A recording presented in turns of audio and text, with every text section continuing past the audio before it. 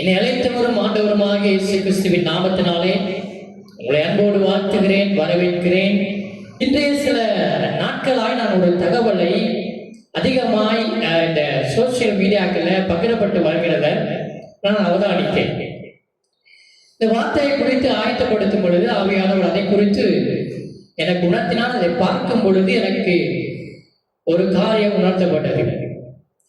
நீங்க எல்லாம் பார்த்திருப்பீங்க, இந்த நாட்கள்ல சில நாட்களாய் வெளிநாட்டவர் ஒருவர் இயேசுவை போல வந்திருக்கிறார் அப்படின்னு சொல்லி நிறைய ஜனங்கள் அவரை தேடி போய் பார்க்கிறதையும் அதை வீடியோ எடுத்து வெளியில் அதிகமாய் பகிரப்படுகிறதையும் நம்ம கூட நிறைய பேர் இந்த இடத்துல யார் அதை பகிர்ந்து எப்படி லைக் பண்ணி என்ன மாதிரி கமெண்ட் பண்ணீங்கன்னு தெரியாது.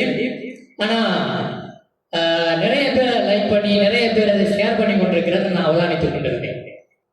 உண்மையாகவே தேவனுடைய கடைசி காலத்துல இப்படியான சம்பவங்கள் நடக்கும். இதைவிட பயங்கரமான சம்பவங்கள் நடக்க போகிறது.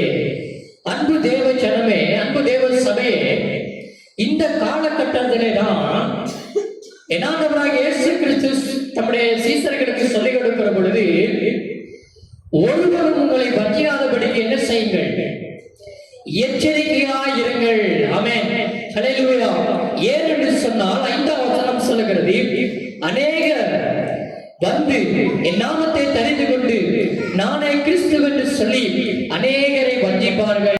கவனியுங்கள், இந்த நாட்களிலே பலதரப்பட்ட செய்திகள் வந்துவிட்டது என்பதற்காக நம்ம யோசிக்காம சிந்திக்காம அவைகளை நம்ம ஷேர் பண்ணுவதும் அதை குறித்து நம்ம கமெண்ட் பண்ணுவதும் அதை குறித்து அதிகமாய் பகிர்வதும் கொஞ்சம் நம்ம அவதானித்து செயல்பட வேண்டிய நாட்களிலே நாம் இருக்கிறோம். கடைசி காலத்திலே அவரை போல ரூபமாக வரலாம், அவரே என்று சொல்லி சில நபர்களும் வரலாம். நீங்களும் நானும் பிசாசானவர்களை வஞ்சிக்காதபடிக்கு எச்சரிக்கையாக இருக்க வேண்டியது மிக மிக அவசியமானது. உங்களுடைய சிந்தை எப்பொழுதும் வேதத்தின் அடிப்படையில் தான் செயல்படணும். ஆமென். ஏனென்று சொன்னால் கிறிஸ்துவின் பிள்ளைகளாக அழகா நமக்கு சொல்லிக் கொடுத்திருக்கிறார்.